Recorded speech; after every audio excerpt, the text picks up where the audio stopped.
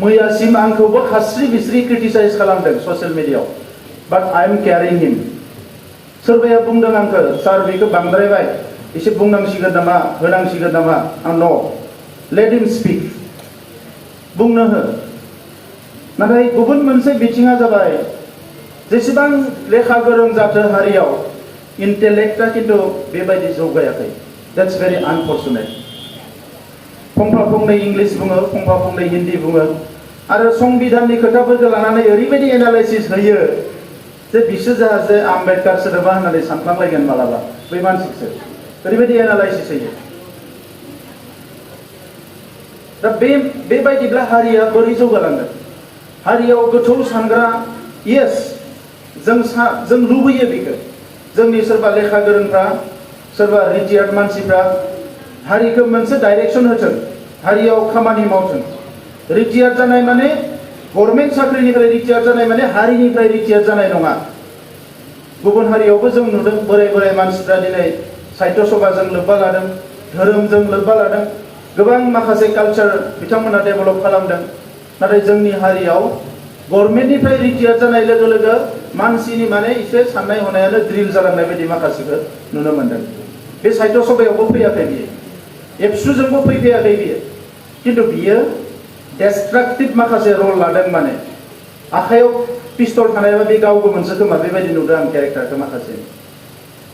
दा बै स्वभाबजों थांबाय थायोबा दिनैनि ग्लबेलाइजेसननि जुगाव हारिया जौगालांनो हानाय नङा मोजोमसे मानसिफोर दङ टप लेभेलाव जायनिखि इउनिभार्सेल माखासे थट्स एन्ड आइडियासफोरखौ बुजि मोनो बै सुबुंफोरनि गेजेराव दिनै इउनाइटेड जानानै बर' हारिखौ बड'फा उपेन्द्रनाथ ब्रह्मआ बुंनाय बायदि बिनेश्वर ब्रह्म बिथाङा बुंनाय बायदि जोंनि गेदेमाफ्रा बुंनाय बायदि जे हारिखौ जे गेरेमसा हारि दानांगौ मुलुगनां थाखोआव हारिखौ जौगालांनांगौ बे बिथिङाव हाबा मावनो थाखाय हारियाव दाबो मोजोमसे मानसि दङ नाथाय साफा बे मानसिफ्रा गोमालांगासिनो दङ दिनै बे सुबुंफोरनि गेजेराव जुदि जोङो सिनियर मस्टखौ आदा तरेन बर'खौ हमोब्ला जोंनियाव साबेसे मानसि दंबावो दायो जोंनि हारिखौ बुजिग्रा दा बे सुबुंफोरा दिनै जोंनि हारियाव थांना थानायावनो हारियाव माखासे जोङो सिंनि खामानिखौ मावना लानांगोन नांलायनाय बखिलायनाय क्रिटिसाइज खालामनाय बिनि थाखाय एनाफ टाइम दोङो गावजों गाव बिदा फंबाय बुथारलायनानै 40 बोसोर हगारबाय होसोलायनानै गावलायलायनानै न' सावलायलायनानै लिडारफोरखौ गावथारलायनानै 40 बोसोर हगारहरबाय जों दा नैबे समावबो जों जुदि बे साइडआवसो बिजि जायोब्ला हारि दानायनि खामानिया बबे समाव जागायगोन एबसुनि माबा मोनसे खामानिखौ क्रिटिसाइज खालामो थुनलाइ आफादनि बबेबा मोनसेखौ क्रिटिसाइज खालामो खिन्थु बर' हारियाव दिनैसिम जुदि गोसोआव बिखायाव हमनानै सोरबा बुंनो गोनां जायोबा 1952 निफ्राय लानानै 1967 एबसुनि जोनोमनिफ्राय लानानै दिनैसिम बर' हारियाव हमथाथारनानै हारिखौ लोर सोर जायाजासे खामानि मावदोंबा बे मोननै आफादा मावगासिनो दङ ओरैनो बर' हारियाव मोनसे कमन कल मोनसे थांनांगौ जे एबसु आरो साहित्य सभानि सायाव खुनु क्रिटिसाइज जानो मोना बे मोनसे कमन कल थांनांगौ बर' हारियाव आइ बिलिभ इट आं फोथायो बेखौ क्रिटिसाइज जानो मोना सोरखौबाथ' नों सेफ जनाव लाखिनांगोन नङा आरो आथिखालावथ' नों बर'जोंल' नङा बर'खौथ' बुङानो एफा इंलिश रोंहांबाय फेसबुकाव माने लिरबाय कारेक्ट जाबाबो जायाबाबो मालाय हारियाबो मिथिजोब्बाय मालाय हारिखौ मिथिहोनानैसो बिराद मोजां मोनो मानसिफ्रा दा माला सोलोंगोन जोङो 40 years रेभुलिउसन खालामनानै what is right and what is wrong डु आरो डन्ट्स बेफोरखौ जुदि जों दाबो सोलोङाब्ला साफा सानै मानसियानो गसंनानै गासिबो हारिनि डिसिसनखौ होयोब्ला बेबायदिया बोरै जागोन बर' हारियावथ' बिराद गिदिर गिदिर सोमावसारनाय जालांबाय रमान स्क्रिप्ट मुभमेन्ट बर' थुनलाइ आफादनि रावनि थाखाय बेसेबां गिदिर रिभलिउसन मानसि थैलायलायनाय बेथ' बिराद गिदिर मोनसे रिभलिउसन बियो एबसुनि दैदेननायाव बड'फानि दैदेननायाव बेसेबा गिदिर मोनसे रिभलिउसन जालांबाय सारा मुलुगानो मिथिजासे एनडिपिनि रिभलिउसन जाबाय बिएलटिनि रिभलिउसन जाबाय जोङो मोनसे लाइनाव खिन्थु बर' हारिया फैदों आरो बे रिभलिउसनफ्रा रावबो गोरोन्थि मावाखै एकदम राइट ट्रेकजों राइट वेजों फैदों जोंनि एचिभमेन्टनि लेभेला एसे खम जानो हानाय नाथाय जाय मानसिफ्रा सेक्रिफाइसनि पार्ट नङा जाय मानसिफ्रा बे टटेल रिभलिउसनखौ डिजाइन खालामनायनि पार्ट नङा जाय मानसिफ्रा एकदम गावनि सेल्फिश माने मोटिभ लानानै सोरबा साख्रि मावबाय मा मावबाय बहाबा थाहैबाय एन्जय खालामबाय आरो दिनै फैनानै होल प्रसेसखौनो जे क्रिटिसाइज खालामबाय थादों बे खिन्थु हारियाव मोजां वेलकामिं माने मोनसे ट्रेन्ड नङा। सरकाराव थानायखाय जोंखौ बुखिथों आंहा बुंनांगौ गैया बेवहाय। आइ आन्डारस्टेन्ड दिस। बबे लेभेलसिम क्रिटिसाइज खालामनो हायो जोंनि मानसिफ्रा। क्रिटिसिजमाबो मोनसे कनस्ट्राक्टिभ वे थानांगोन। जानाय लोंनाय बिसि फिसा गासैखौबो लानानै एभ्रिथिं जुदि नों क्रिटिसाइज खालामोबा बे क्रिटिसाइजमा बबे लेभेलाव थांगोन। क्रिटिसाइजआ हेल्दि जानांगोन, इन्टेलेक्ट क्रिटिसिजम जानांगोन। दा नैफोर जिनिसफोरा बर' हारिनि जि माने जौगानायनि ट्रेन्ड बेखौ जोङो नाथाय दिनै साननो जाबाय। दाबो क्रिएटिभिटिया खिन्थु क्रिएशना दाबो जेरैबायदि नांगौ एरै जायाखै। मैया आङो जिएसफोरखौ लिंदोंमोन मोननैसो कलेजनि जास्ट टु बुजिनो थाखाय जे मा जाना दङ कलेजफ्राव।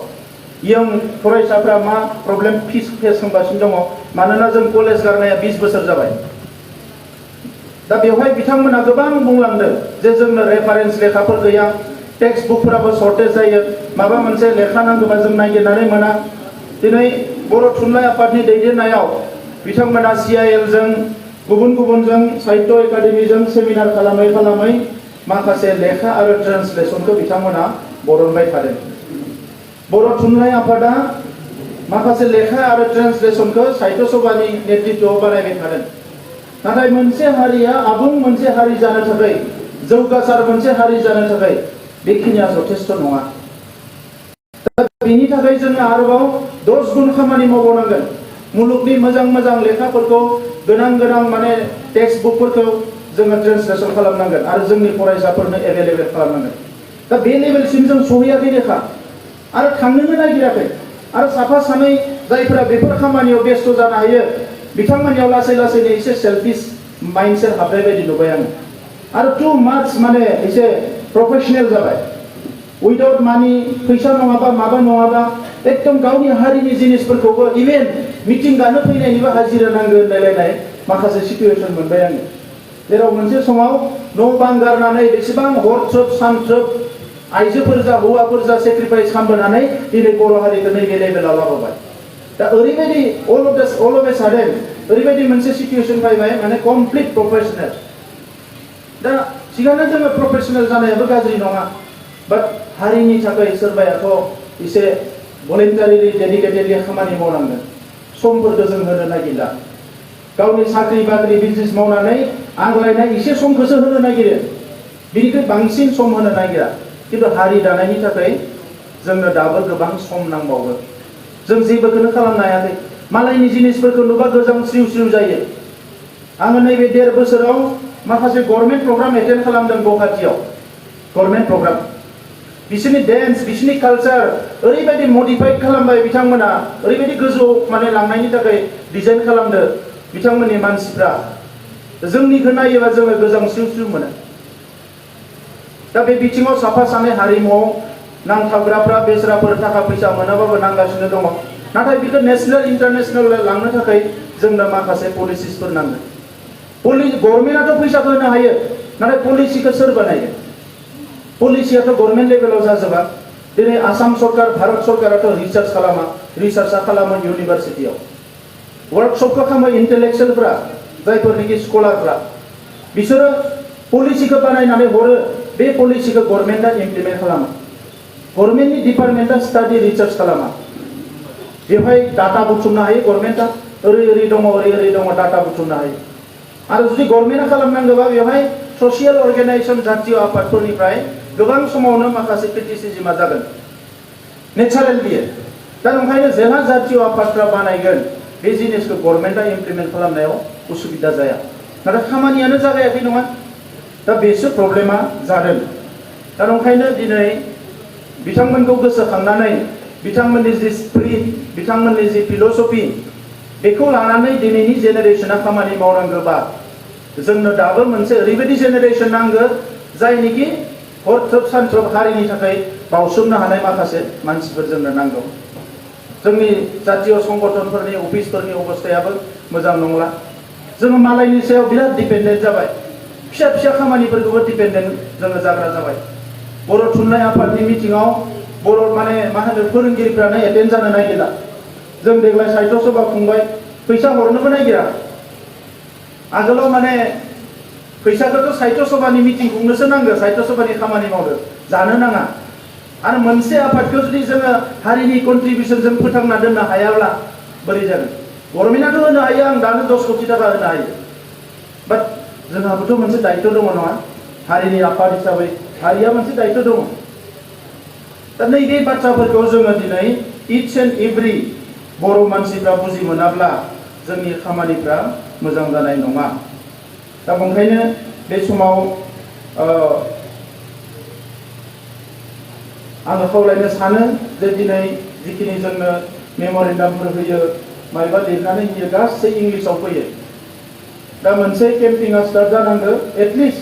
जातीय आफाद ससियेल अर्गेनाइजेशनफोरनि सिटिफ्रा जोंनि अफिसाव बड'लेण्ड अफिसाव फैनाया बर'जों फैजोबनांगौ बर'जों फैजोबनांगौ बेखौथ' आं लिरना होनो हालालाय फैबा जोङो एक्सेप्ट खालामथारनांगोन अफिसारा एक्सेप्ट खालामनांगोन आरो दासिम आंनियाव मोनसेबो कमप्लेन फैयाखै जिखिनि बर' एप्लिकेसन फैदों बेखौ सोरबा अफिसारा आं बुजिया सार आं हाया सार होननानै हारसा जा हिन्दी भाषी जा रावबो आंनियाव कमप्लेन लानानै फैयाखै डेट मिन्स अफिस लेभेलाव बाहायनो थाखाय रेडि जानानै दङ खिन्थु लिरग्रायानो रावबो लिरनानै लाबोनो नागिरा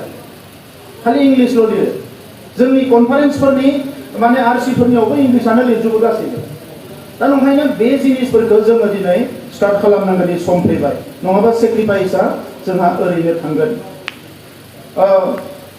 6.3 खौ लानानै माखासे खोथा ओंखारबाय थादों बर' मिडियाम स्कुलनि खिन्थु आं फोथायो जे 6.3 आ जोंहा जेरैखि जाया बियो इमप्लिमेन्ट जागोन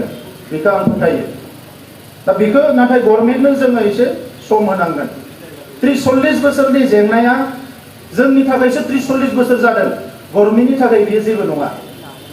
बिसोरो बेखौ मोनसे प्रब्लेमनि नोजोरजों जायो जों सलुसननि नोजोरजों नायो जोंनो सलुसन नांगौ गभर्नमेन्टआ बेखौ मोनसे just A problem will solve it today अर टुमर' दा बेबायदि बिथांमोना लाबोगासिनो दङ नाथाय बर' थुनलाइ आफाद आरो एबसुआ बेखौ मालाबाबो नागाराखै सेपारेट डाइरेक्टरेटनि इस्युआनो मालाबा थैब्रबबायमोन नाथाय बेखौ नागाराखै मालाबा साहित्य सभाया वान स्टेप बेक जादोंबा एबसुआ आवगायदों एबसुआ बेक जादोंबा साहित्य सभाया आवगायदों दा model is a beautiful model बिराद मोजां मडेल बियो जास्ट इन्टारनेल आन्डारस्टेन्डिंआ मोजां थानांगौ आरो बेखौनो पलिटिक्सआवबो जुदि एसे बाहायहरनो हायोबा पलिटिशियानफोरखौ जे नैबेखौ माव होननानै गोजौआव माने नांलायबाबो सिङाव मावहोना लानो हायोबा जिनिसा गाज्रि नङा दा बे फर्मुलाफोरखौ लानानै जों मावनांगोन आरो दिनै बेवहाय गासैबो जातीयताबादि आफादनिफ्राय फैनाय गोजा मन्त्रि दङ बेवहाय एमपि दङ जों गासैखौबो जों नायलांनांगोन नाथाय मा जादों जोंबो माखासे परिबेसफोरखौ बुजिबाय थादों मानोना सुथुरा दाबो खर' गंलायाखै दाबो सुथुरा जोंनो माने हगारना होआखै लामाखौ नोंसोर थांदो होननानै स्ट्रागल खालामनानैसो थांनांगोन जों दाबो नाथाय बै स्ट्रागला रेल लामानिमोन सिलाय लानानै हाग्रायाव थानायमोन नैबे स्ट्रागला अफिसनि स्ट्रागल जेरावनोखि इन्डियान पलिटिक्सआ 75 इयार्स गोजाम जाबाय जुदि इन्डिपेन्डेन्टनिफ्राय लायोबा जोंहा थुनलाइ आफादाबो 70 बोसोर जाबाय 2027 मायथाइयाव जोंहा डायमन्ड जुबलि जागोन आरो डायमन्ड जुबलिनि थाखाय दानिफ्राय प्रिपेरेसन खालामनो जाबाय बर' थुनलाइ आफादखौ बियो जोबोद मोनसे हिस्ट्रिक सेलिब्रेसन जानांगोन डायमन्ड जुबलिया जों एसे फेस्टिभ बा बे लाइनावबो लांनांगोन जों रंजानायखौबो लाबोनांगोन थुनलाइ आफादनि मिटिं खुंनानै जोङो थुनलाइ आफादनि मिटिंआव फैनानै मानसिफ्रा जुदि मोखां सोम थायोबा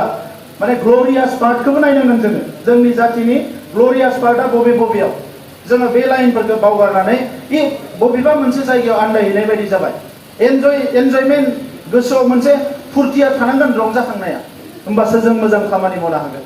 जुदि फिसा फिसौ एना एनिफोरखौ लालायलायबाय थायोबा सासेया सासेखौ एक्सेप्ट खालामाबा दिनैनि तारिखआवथ' सोरबाया लुबैयाबाबा आंथ' थाबाय थागोन ना पावाराव आंखौ बाहायनायासो खामानि आरो आं बाहायनो होदों आं दरजाखौ फांसेना दोनाखै आं इउज मी दा नैफोरबायदि परिबेसखौ जोङो बुजि मोननांगोन दा बड' लिटारेचारनि मोनसे बड' लिटारेचार एन्ड हिस्ट्रिकेल आर्काइभ जों खालामनो सानदों बेयो डिजिटेल जागोन जों जायगाखौ बेवहायनो लादों नैबे जोंहा कालचारेल कमप्लेक्सआव बेयो फुल्लि डिजिटाइज जागोन दा बेनि थाखाय जोङो मोनसे कमिटि दागोन थाबैनो अलरेडि जोङो सिङाव माखासे कनसालटेसना सोलिगासिनो दङ आं थुनलाइ आफाद आरो एबसुनिफ्राय बेवहाय मदद लुबैगोन आरो बेनि थाखाय जोङो 1 करोड़ 1 कोटी थाखा खरस खालामगोन बड' लिटारेचार एन्ड माने हिस्ट्रिकेल आर्काइभनि थाखाय जाहाथे बेखौ जोङो गासैखौबो सोजोबनानै दोननो हायो गुबुन मोनसे आर्काइभ जागोन बड' कालचारनि सायाव जोंनि जेसेबां कालचारेल आइटेम्स दङ मोसानाय मुसुरनाय दामनाय देनाय सिनेमा जोंनि गासैखौबो मोनसे आर्काइभआव जोङो सोनानै दोनगोन आरो बेनि थाखायबो जोङो देग्लाय 1 करोड़ फैसा आलादायै हमदों आर्काइभफोरखौ जोङो जाहाथे प्रिजार्भ खालामनो हायो दा बेवहाय CIL नि मोनसे गोदान फसंथान जाबावनो नागिरदों दुवारकुसियाव बिनि थाखाय हा होनाय जादों आङो बर' थुनलाइ आफादनि आफादगिरि बिथांखौ बुंदों जे मधुराम बर' बिथांनि मुङाव बारा जेबो खालामसोनाय जायाखै बिथांखौ एसे नेग्लेक्ट खालामनाय बायदि जादों दा नंखायनो जुदि CIL आ होयोना होआ बेथ' सेन्ट्रेल इनस्टिट्यूट जाहैबाय दा बे केम्पासखौ नङाबा बिनि मुंखौ मधुराम बर'आबो दारकुसिनिनो बेखौ खालामनो हायोबा गाज्रि जाया होननानै आं मोनसे प्रस्ताब बर' थुनलाइ आफादनि आफादगिरि बिथांनो आङो होनाय जादों दा मानगोनां रायजोफोर दिनैनि समाव जोंहा माखासे आलासि सफैदों आं गोलाव बाथ्रा बुंनो सानाखै आरोबाव गोबां बाथ्रा बुंबाय नाथाय हारि दानायनि जि जार्नि बेखौ जोङो दायो मोनसे सिरियास मुडआव लाबोनांगौनि सम फैबाय जोङो मोनसे समाव माखासे थासारिखौ जोङो जुजिनानै माखासे कनसेन्ट्रेसन एबा फकासखौ जों होनो हायाखैमोन गोसो होसारनानै मावनो हायाखैमोन नाथाय दिनै मोनसे सम फैदों दा बेवहाय गभर्नमेन्टआबो खामानि मावनो थाखाय रेडि जातीय आफादफ्राबो खामानि मावनो थाखाय रेडि माहारि आफादफ्राबो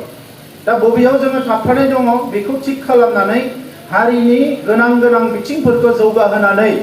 बुहुमाव बर' हारिनि सिनायथि थामोनथाखौ रैखाथि होनायजों लोगोसे हारिखौ जौगालांनायनि खामानि मावनांगौनि सम फैदों